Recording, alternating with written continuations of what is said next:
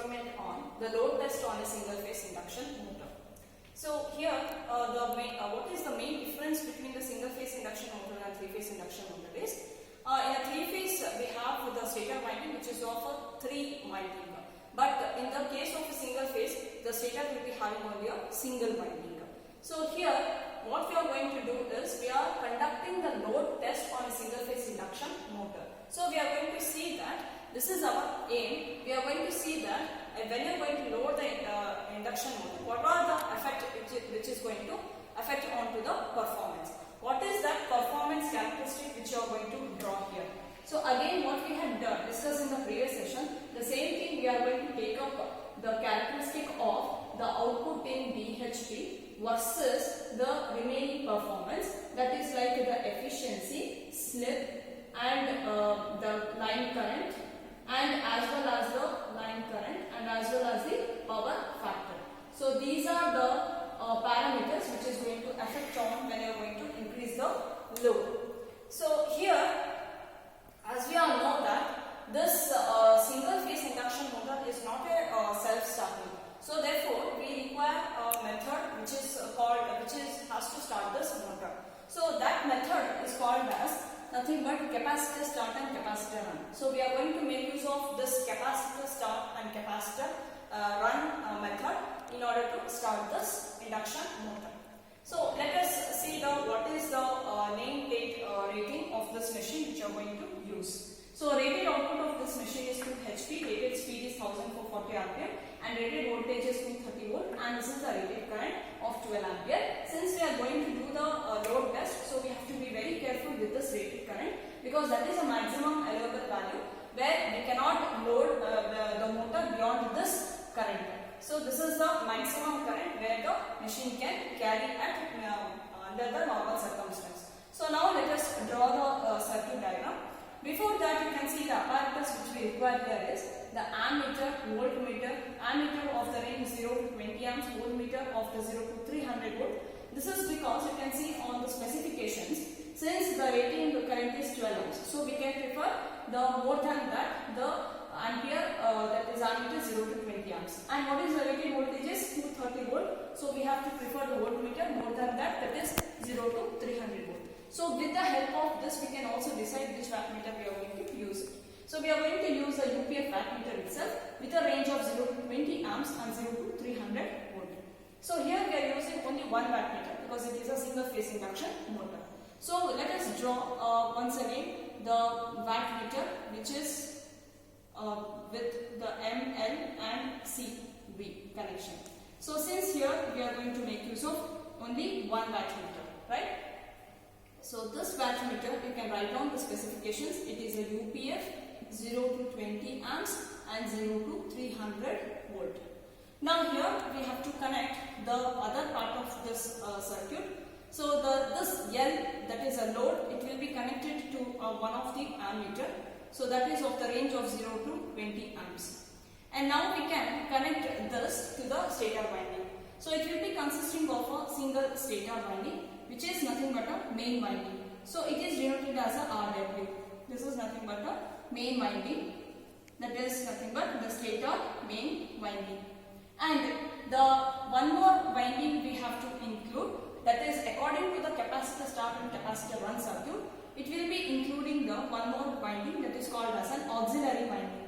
So this is the auxiliary winding. So that auxiliary winding is being denoted on the circuit as SW. So here to operate this we require the capacitor start and capacitor run. So we require the two capacitors need to be arranged in this configuration. So we are going to make use of one capacitor. So this capacitor is a capacitor start. So on the bed where you are going to do the connection, there it will be written as CS. So here as per the theoretical we are getting as CW, and it will be connected in series with the centrifugal switch. And in parallel to this capacitor there will be one more capacitor, that is a run capacitor. So this due to this arrangement we can call it as capacitor start and capacitor run method. So here when we give a supply to this circuit, you can to this particular thing, you can see that here the stator winding is going to produce some flux, and as well as the auxiliary winding is going to produce a flux. So these two windings are 90-degree replaced with each other. So the resultant flux which is produced by this is going to again it will be in the form of a rotating in nature. So that rotating field is going to produce a torque, due to which the rotor will starts to rotate. So let us locate that rotor which will be provided here. So this will be the rotor where it is being provided. So this rotor is being connected to the brake drum. So we can make use of the brake drum. So that brake drum where we can apply the load, so that we can perform the load test. So even this brake drum will be having the two springs, that is F1 and F2 is a spring balance where you can load the motor in terms of the kg. So this is how we can complete the other part of this work. Now remaining the supply side, what you are going to do here is the M is connected back to the DOL starter. So we have to make use of the DOL starter, direct online starter. So this direct online starter will be having two terminals. One is the input side and the another one is the output side. So output part of the DOL is being connected to the rest of the circuit, and the input of this is being connected to the R phase, that is R and neutral.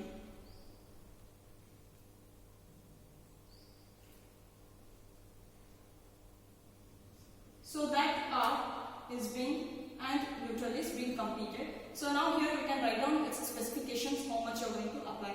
It's a single phase 230 volt AC supply. Single phase 230 volt AC supply. So we have, you can see that here which are the components we have included.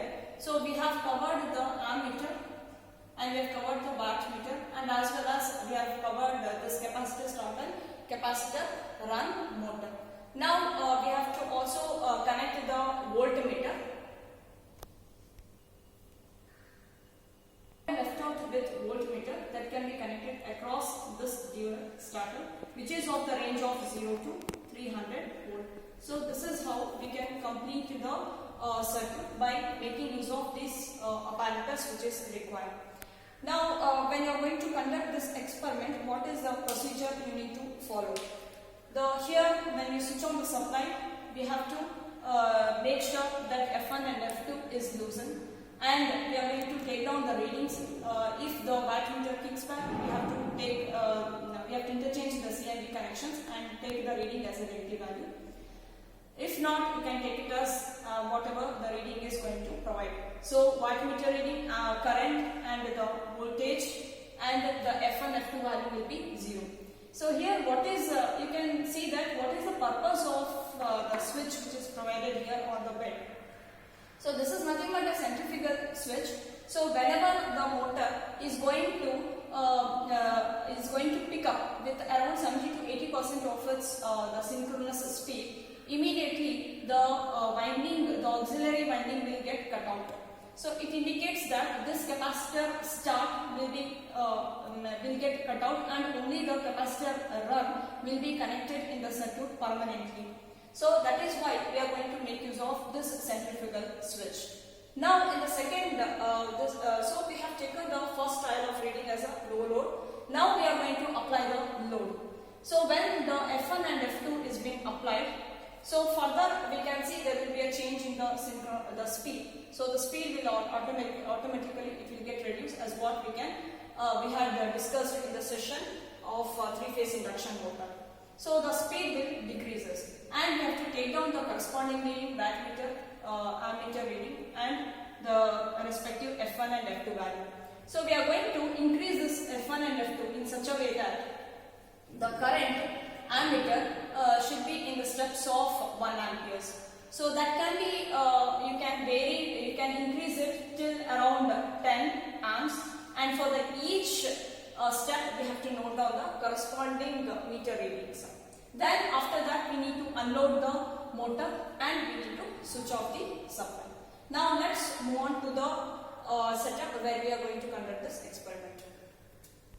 This is the setup where we are going to conduct the experiment for the load test on single phase induction motor, where it is written as 2 HP, 230 volt and 1440 RPM. And we are also going to make use of the watt meter, which is of 10/20 ampere. So we require 20 amperes, so it should be connected in parallel, the plates. And also there is a provision of 3 voltage ranges, but we have to select the 300 volt since it is a single phase. And it's of UPF wattmeter. And also the dual starter will be provided here as an input as a 2 terminals and output as a 2 terminals. And this is the voltmeter which we are going to use, and this will be the ammeter. And the capacitor start, capacitor run arrangement will be it will be there on the board. Now let's start with the connections. Here we are going to connect the R to R of the dual starter, that is the input of the dual starter, and N is connected to the input of a dual starter. So N is connected to the respective input of the dual starter. Then output of the dual starter should be connected to the M. So output of the dual starter should be connected to the M.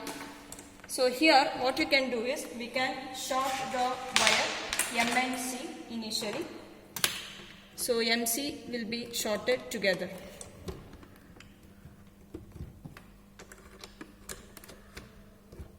And L is connected to the one of the ammeter.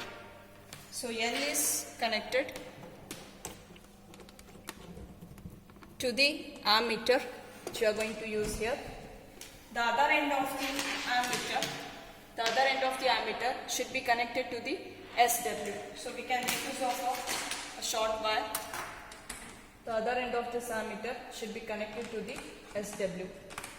And also you can see that it is forming a T-shaped. So this SW can also be reconnected back to the RW. So here we are going to connect this to the RW. The next one is the other end of the SW should be connected to the CW.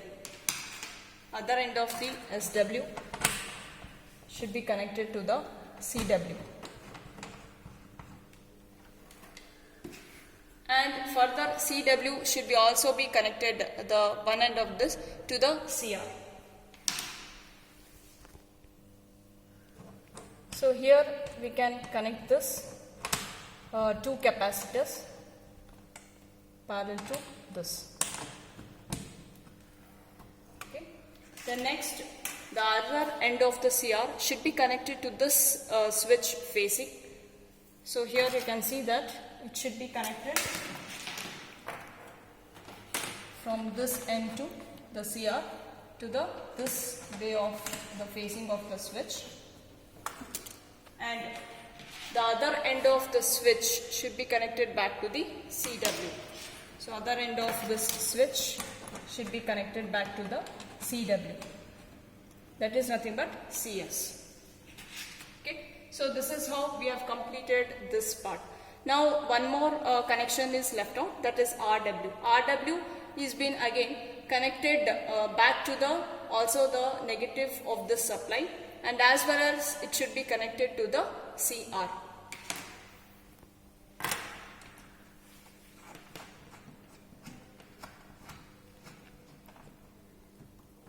This RW, it should be connected to the one end of this switch itself.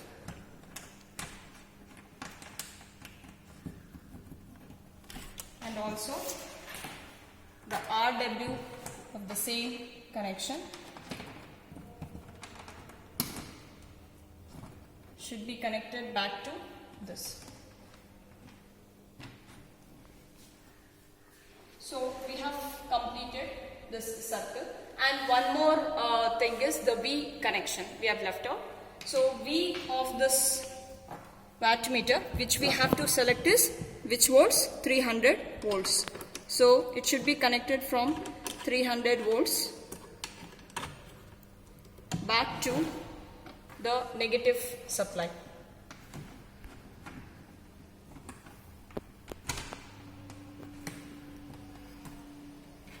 So this is how we have completed all, and we have left out with the voltmeter. So that voltmeter you can connect it across this point, that is across the dual starter, which is of the range 0 to 300 volts. So we can connect the voltmeter now, which is provided on the meter itself. We need not to take up. So voltmeter, it will be connected across the output of a DOL starter. This is what we have performed the connections.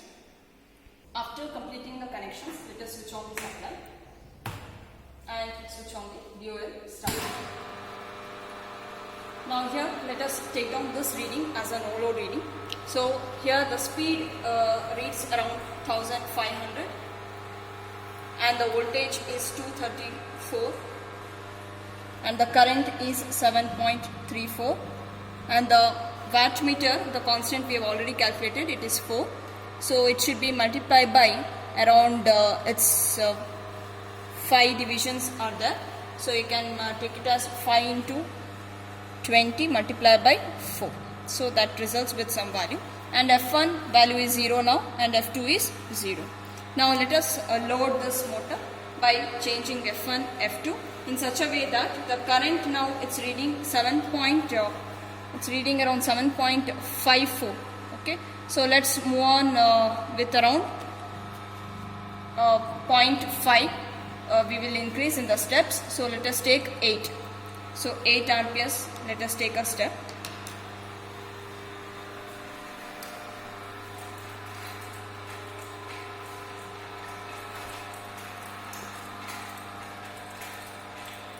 We have reached to 8 amperes, and let us note down the speed, voltage and as well as the wattmeter reading. So it reads around 11 divisions are there, multiplied by 20 of each divisions multiplied by K constant and 234 and 1483. Let us see F1 and F2. F1 reads 6 and F2 reads 4. F2 reads 4. So now we have noted F1, F2 as 6, F2 as 4. Now let us increase the load by another 0.5 ampere as 8.5.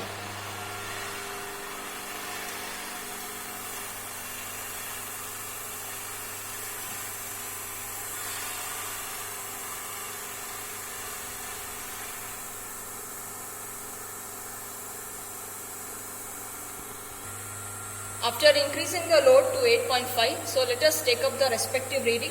The speed reads as 1469 and the voltage is 233 and the wattmeter reading is 340 multiplied by K factor. Now let us see what will be the F1 and F2. F1 reads around 10 and F2 reads as 4. After taking this reading, F1 as 10 and F2 as 4. Now let us increase the current of 9 amperes by using brake drum.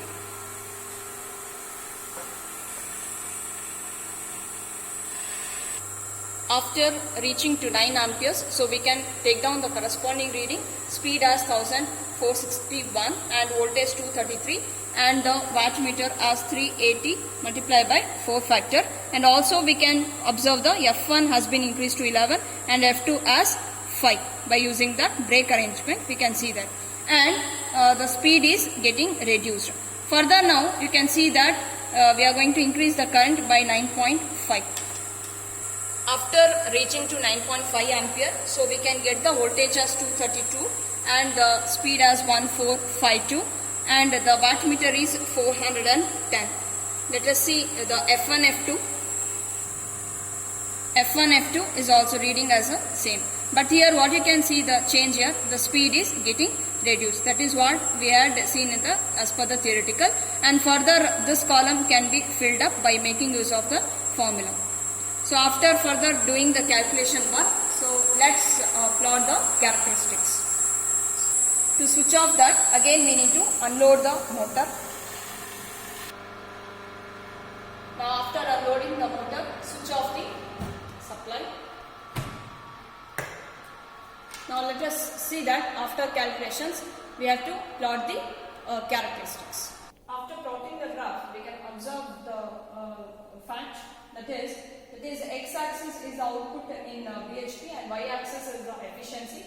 So with respect to efficiency, we can see that it is going to increases, and as well the slip also, as the load is increased, the slip also getting increased. This is the nature of the characteristic. And the power factor initially at the no load it will be very less, and now you can see that it will be increasing due to the increase of the load. And as well the line current, which we had seen that we are increasing the current by weighing the breakdown, so that line current is also keep increasing. So after completing this, we can achieve our aim as we have conducted the load test on a single phase induction motor, and as well as we have performed we have plotted its performance characteristics. Thank you for watching this video.